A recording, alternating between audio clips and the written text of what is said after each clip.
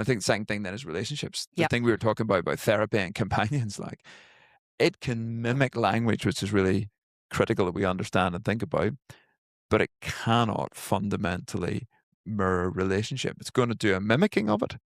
And that's a really important thing that we're going to have to wrestle with, because it will do a version of that and will fool us into thinking that. Totally. And I think there will be a temptation, and is a temptation for all of us, even if we're like, I would never go to AI to be a love interest or a friend. Like, that is strange. I would not do that.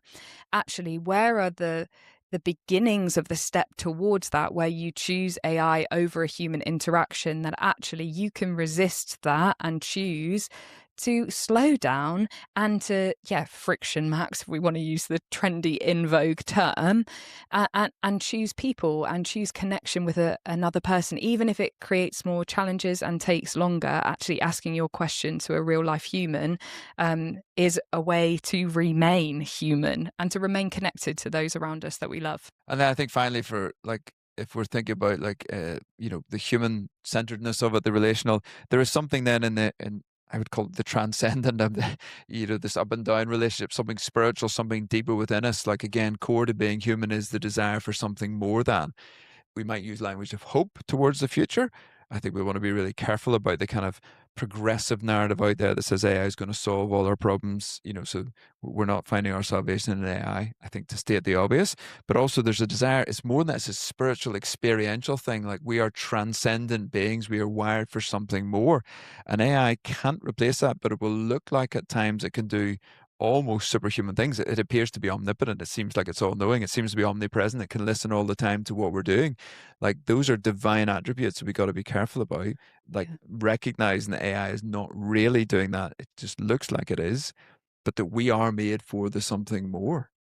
Yeah, and I think it was John Lennox that said that some people have started worshipping AI. Already, there are worship groups to worship AI. And some people welcome this and say, well, this is the way we should go. And other people say, just wait a moment. There's something very strange going on here. And in the end, you are bowing down to something that in the end is idolatrous, because it is less than God. I mean, people will worship anything, won't they? But they'll form a religion around anything. But apparently that's something that's springing up. But you're right. AI will never satisfy our spiritual longings. It might seek to do that.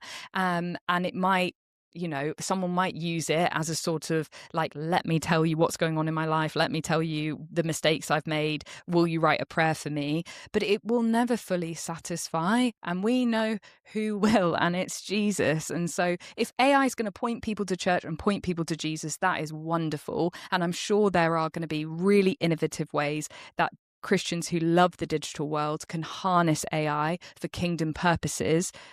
But as Christians, we can help people who are coming into our churches and exploring faith by pointing them towards ancient practices. And I think one of those is just abstinence, and a digital abstinence, like having times ourselves where we're off the technology. It doesn't mean we have to retreat from it fully forever. I do think Christians need to be in the digital space and in the digital world, and there is good in all these tools. They can be used for good and they can be used for evil, and Christians should be at the forefront of using it for good.